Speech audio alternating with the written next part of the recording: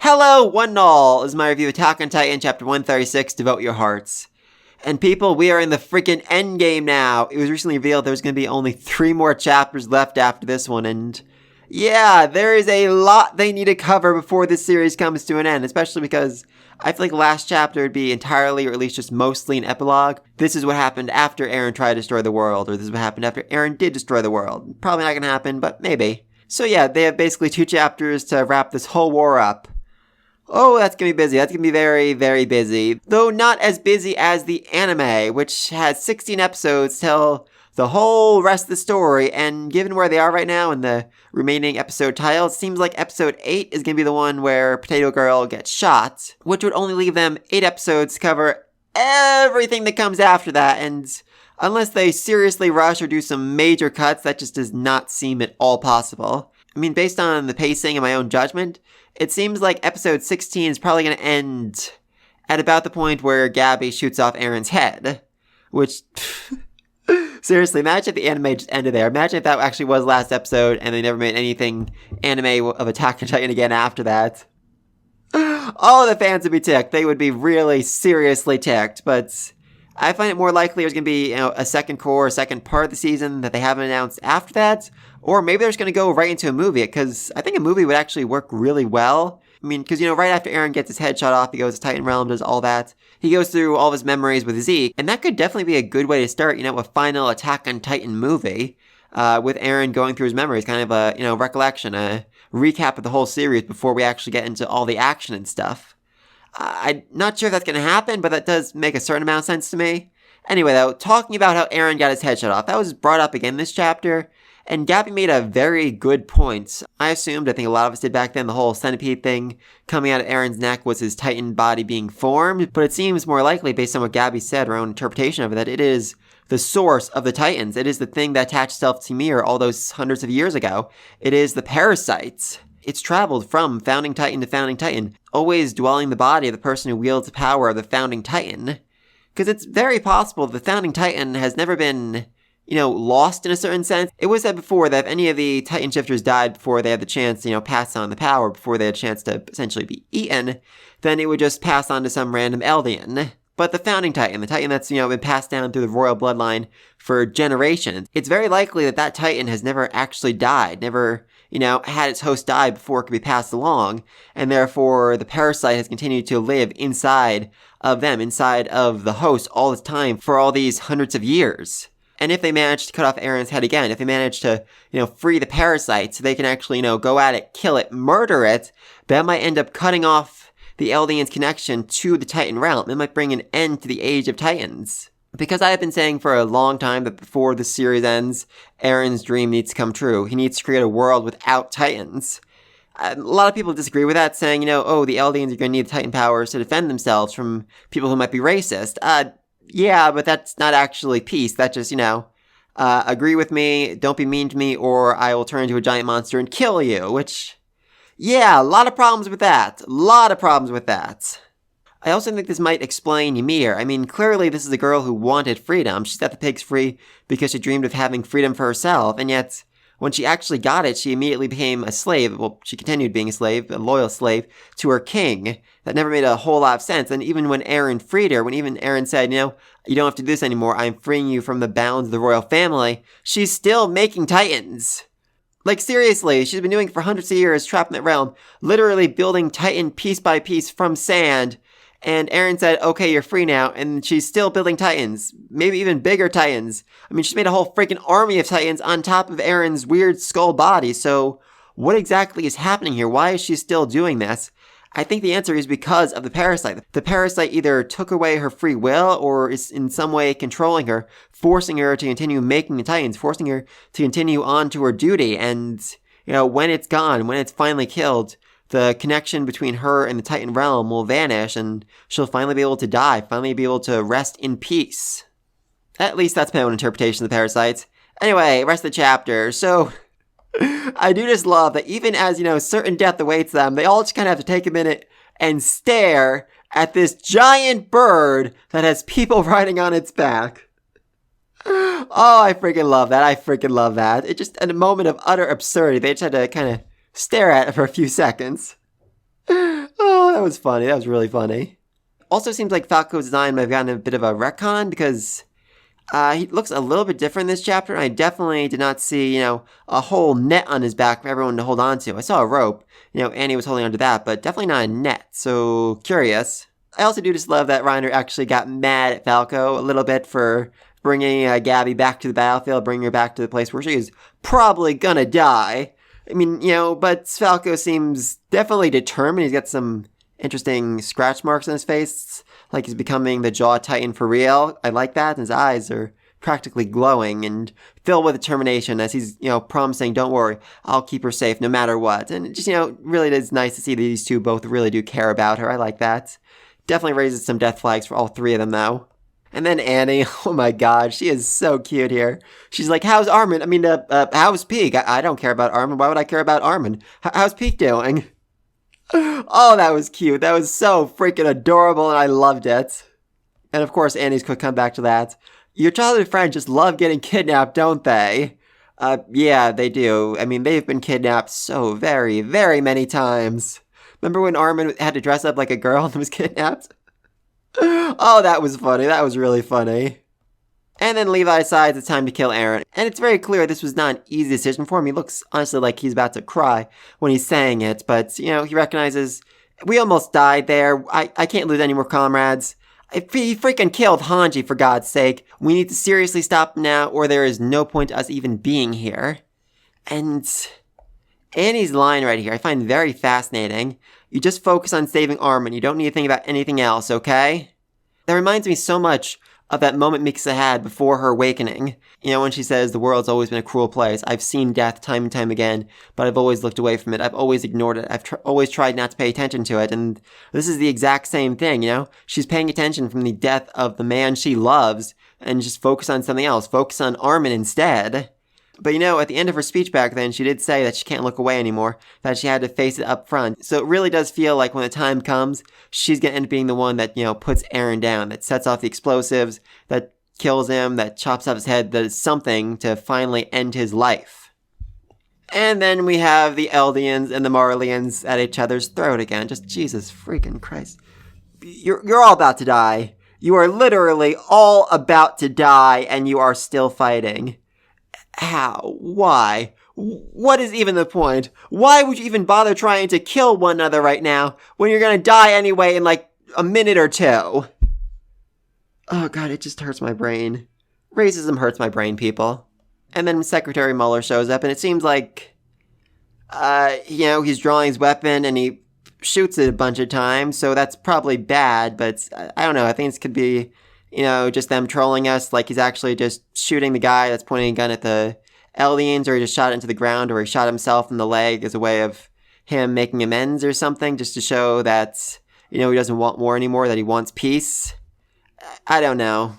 Though there would definitely be a certain irony if after all this fighting, after they finally stop Eren, they land back on the platform and find that all the Eldians and Marlians killed each other, and Annie sees her dead father, Gabby sees her dead parents, Peak sees her dead parents, and they're all just kind of staring at like, what was the point of any of this? Why did we even bother trying to save these people? That'd certainly be heartbreaking, but there would definitely be a very dark, humorous irony to it. Anyway, then Falco shows that he can go really, really fast, which is probably the reason why they decided to add a net to him so that they could really hold on as he is just flying through the arrows like that. I freaking love it. Definitely the, fastest Titan around. And then they split up and form their own teams. Jean teams up with Reiner, which, very unexpected combo, but not as unexpected as Annie and Mikasa. I mean, these two have always been powerhouses, and them just together is freaking amazing. Especially, when Annie threw Mikasa. Oh, that was hilarious. That was absolutely freaking hilarious. We also really get to see what Peak and the Cart Titan can do, and it is very impressive. I mean, when it was said in the past that the Cart Titan just has incredible endurance, we all just kind of assumed, oh, okay, so she can just, stay a Titan for a really long time. That's cool. But no, she can literally create a full Titan body like 100 times in a row. Oh, that's terrifying. That is really terrifying. And just the way she used it is freaking insane. Projecting out of her Titan body and creating a new one in like 2 seconds to attack, project over and over again. It is freaking amazing. But dude, just consider this for a moment. Imagine if someone with the Warhammer Titan power ate the Cart Titan. Oh god, I mean, the biggest problem with the Warhammer Titan is, the creations they make take up so much energy, so yeah, combine that with the limitless energy of the Cart Titan, and you're basically a god at that point. I mean, seriously, if the last Warhammer Titan had just eaten Peak during the invasion arc, there is no way she would have lost to Eren. Sadly, though, there are just too many freaking enemies, and even with Peak's limitless endurance, not a whole lot she can do against basically 1 million enemies, so that's bad. Annie also gets very mad when she sees that Eren is using Bertolt's Titan form as a puppet, which I found rather interesting. I guess they were friends, kinda sorta. And then they spend a very long time trying to find the Titan that ate Armin, which, fair point, there are a lot of Titans here. Though it is certainly interesting the Titan is pig-shaped, I will get back to that in a second. And then Levi just gets very sad that his leg's all busted up and he can't go into battle, he can't fight. And he thinks back to, Erwin, all his allies who have died, the promises he made to them about the new world they were going to make, how everyone was going to be happy. And I really do love what he says here about, their dream. When we dreamed of a world without Titans, I'm pretty sure that was an absurdly innocent and idealized world, because if it wasn't, it wouldn't have been worth what they devoted. Which, fair point, they kept dreaming, kept talking about making a world without Titans, but it'd still have to be a world with people in it, and people really, really suck. So they almost ignored that reality. They almost ignored the fact that people would still be awful even after the Titans were gone.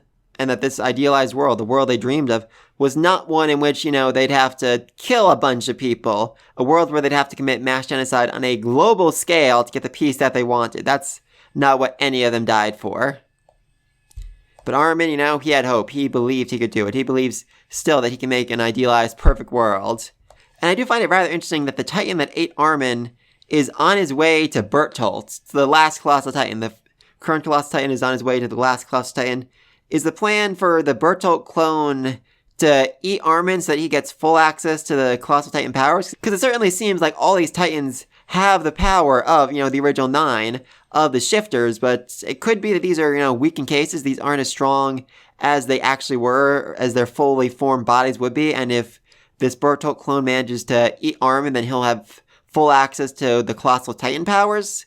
I mean, it did seem like they had very little trouble killing Zeke, so these might actually be much weaker than their original versions are. Anyway, then speaking of Armin, he starts screaming at his own body for being weak and useless and pathetic. Which, fair point. It's been quite a while since Armin actually, did anything useful. I think the last semi-useful thing he did was when he blew up that Marleyan port. So, yeah, sadly, Armin, right now you are a useless piece of trash, but you can step this up and you can turn things around. I know you can! As he's suddenly able to realize that he is within the Titan realm, essentially connected to all the other Titans, connected via that path, and even saying there might be something I can do here. So maybe he can, if he approaches the Tower of Light, he'll be able to mind link with the other Titans, with the other Eldians, and give them a message, give them a warning, tell them what they need to do, coordinate their attacks. Oh, that'd be so cool. Seriously, imagine Armin connected to all of his allies at once, able to see what they see, able to feel what they feel, and then coordinating them while processing information from like 10 different people at the same time. Oh, that'd be freaking amazing. I would love to see that, and that would, definitely be the most Armin thing he could do. And then we see Zeke, who's certainly not looking all that well as he's building a sandcastle. Okay, Zeke, what exactly happened to you? I mean, I guess time might work differently in a Titan realm, since Ymir can essentially build giant Titans out of sand in her realm in the span of what would be a few seconds in the real world. So has he been here for like centuries, millennia? Has he basically just gone insane from time, or is just despair as he's, been made fully aware of what Eren's done, of all the people Eren has killed because of him, because of what Zeke did, because Zeke gave him the power to do it? I'm not sure about that. And his next line, well, I do like that he just refers to Armin as Eren's friend, just like, hey, Eren's friend, how you doing? But what comes after that? So Ymir ate you too. Is he saying that Ymir is secretly in control, that she is controlling Eren? Is the parasite within Ymir controlling her so that she's controlling Eren? What the pig titan, the titan that ate Armin, I mean, Ymir freed the pigs. That was the start of her arc, the start of her story. So was that secretly Ymir's titan form, a giant pig that's, ate Armin for some reason? I don't know. I'm just very, very curious about that line, exactly what he meant. It definitely seems to be implying that either Ymir is acting on her own, despite what Eren might say, or that Ymir is completely in control, that she is secretly running this whole thing, and that Zeke has realized that Eren is nothing more than a puppet. Despite all of Eren's talks about freedom, he's secretly being controlled, secretly being manipulated, and he might not even realize it. I mean, seriously, what is the story here? Is this Eren's story of obtaining freedom by committing genocide? Is it Eren's story of sacrificing himself, of letting himself be killed by his friends so that they can obtain freedom? Is it Ymir's story of trying to obtain freedom by committing genocide somehow? Is it Ymir's story of attempting to obtain freedom by having Eren's friends kill the source titan, the source of all this, the parasite, and thus disconnecting her from the titan realm and allowing her to die? Is it the parasite's plan of creating a new world order in which he, the parasite, is the god of all things? I just really don't know. I definitely think the parasite has played a role in Ymir's actions up to this point, maybe compelling her to listen to the royal family, to obey their orders and commands, so that it could obtain its own goal, its own reason, its own, secure location where it could hide, because, like I said before, it is very likely the founding titan has never died without, properly passing on its powers to the next host. So could it be that the parasite has always existed inside of the host of the founding titan, and everything it's done has been to ensure that it would have a host who would be secure, protected, and safe? It did all this to just ensure its own safety, its own life? I mean, that seems likely. And if that's the case, what exactly is the role of the attack titan? Because it was said that the attack titan always moves its own pace, always does its own thing. So is it possible that's because it's not loyal to the parasite, it's not a slave to it, unlike the other titans and titan shifters whose actions are being somewhat manipulated by the parasite? I mean, that's my own crazy conspiracy theory, but please let me know your thoughts down below. What do you think the parasite really is? Do you think it's controlling people? How is this all going to end? Is Eren going to kill everybody? Are they going to kill Eren? Are they going to kill the parasite and thus destroy all titans? Let me know your thoughts down below. Be sure to like and subscribe. See you in the next video. Until then, peace.